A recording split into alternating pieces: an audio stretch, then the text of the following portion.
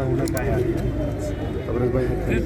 शुभारंभ नेटका झालेला आहे, ध्वजारोहण झालेलं आहे. साहित्य संमेलनाच्या विविध कट्ट्यांचं, मग कवी कट्टा असेल, चित्रकट्टा असेल, प्रसिद्धी कट्टा असेल, यांची उद्घाटनं झालेली आहेत आणि तालुक्यातून मशाली आलेले आहेत साहित्य संमेलनाचं स्वागत करण्यासाठी.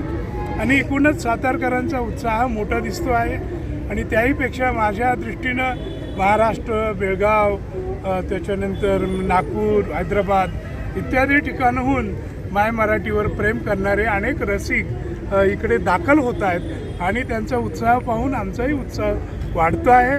आणि नक्कीच येत्या 4 दिवसामध्ये माय मराठी, तिचं अस्तित्व, भवितव्य याच्यावर योग्य ते मंथन होईल आणि साताऱ्याहून लोक परतताना काहीतरी वेगळा विचार आणि वेगळ्या सुगंधाची फुलं घेऊन जातील अशी मला अपेक्षा आहे. सर, जो बाबांना प्रश्न विचारला तोच तुम्हाला प्रश्न विचारतो. संभाजी ब्रिगेडने तुम्ही जो पुस्तक कादंबरी लिहिली, त्याच्या विरोधात आंदोलन केलं, त्यानंतर तुमची चर्चा झाली.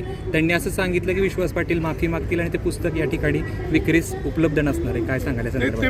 तुम्ही तुमचे शब्द नका टाकू, तसं ते मला काही बोललेले नाही. जे शब्द त्यांनी सांगितलं, जे शब्द तुम्ही वापरता ते तसे काही बोललेले नाही. अच्छा, हे लक्षात घ्या की जे आंदोलक आहेत ते माझ्यापेक्षा वयाने लहान आहेत. आणि माझं पुस्तक हे 2006 साली कादंबरी आलेली आहे. सोलापूरच्या साहित्य संमेलनात एका 3,500 प्रती खपलेले आहेत. 2-3 पिढ्यांनी ती वाचलेले आहेत. तरीसुद्धा आमच्या तरुण मित्रांना या संभाजी ब्रिगेडच्या काही शंका असल्या तर ते आम्ही एकमेकांसमोर बसून त्यातून ठरवायचं आणि मार्ग काढायचं ठरवलेलं आहे. शेवटी संभाजी राजा हे माझ्या काळजाचा कुठेतरी एक कळ आहे आणि त्यामुळे समजा अवधानानं माझ्याकडून एखादा शब्द चुकून इकडे तिकडे झाला असेल आणि ते माझ्या लक्षात आलं तर तो मोठ्या मनानं तात्काळ मागं घ्यायची माझी तयारी आहे. यापेक्षा मी वेगळं काय सांगू.